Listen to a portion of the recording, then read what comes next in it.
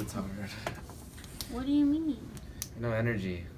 You have gravitational potential energy all the time. What? You've never heard of gravitational potential energy? No. I guess I've just spent too much time doing physics.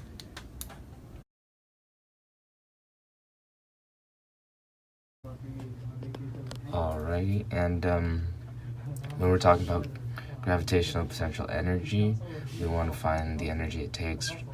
Let's say I want to get to the bottom to the top, so we know that potential energy equals mass times gravity times height, and the difference between the heights is 100 or 1,000 meters, and so when we calculate that, we get the potential energy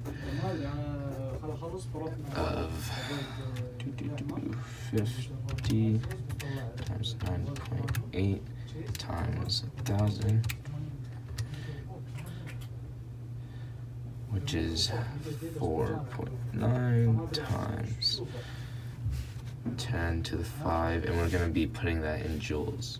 So joules. And this is the potential energy it takes to get from the bottom to the top. And keep in mind, it's 0 to 1,000, so our height is 1,000. Today I would like to talk about the stretch spring energy.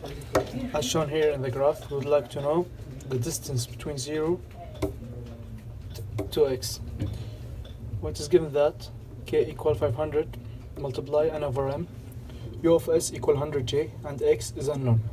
So we'll begin by u of s equal half to multiply x squared.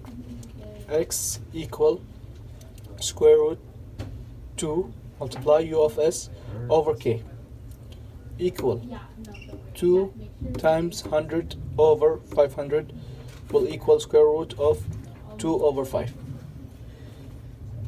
Square root 2 over 5 equal 0.63. So we convert it to x equals 63 centimeters.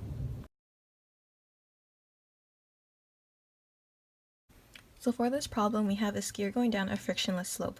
The mass of our skier is 50 kilograms, the height of the slope is 10 meters, his initial velocity is 0 meters per second due to being at rest, and we're trying to find the final velocity. We're going to use the conservation of energy, where the energy we have initially must be equal to what you have in the system finally.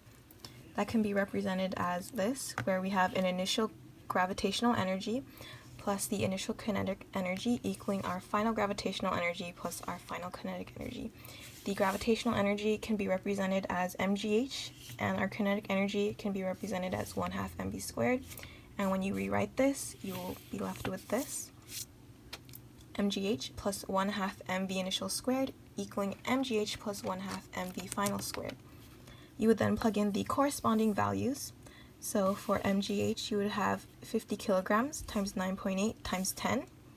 For the initial kinetic energy, you would have 0, because since our skier is at rest, his initial velocity is 0, so this would cancel out, equaling 0, because since our skier has no height at the bottom, this would cancel out, plus 1/2 times 50 kilograms times v final squared.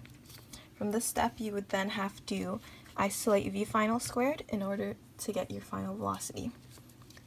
So when you rewrite the equation, you have this, 50 times 9.8 times 10 equaling 1/2 times 50 times v final squared. Both of the masses can cancel out, and then you are then left with 9.8 times 10 equaling v final squared. You can move the 1/2 to the other side, leaving you with v final squared equals 2 times 9.8 times 10.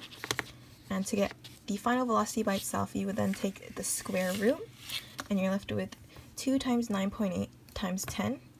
And when you take the square root of that, your final velocity will be 14 meters per second.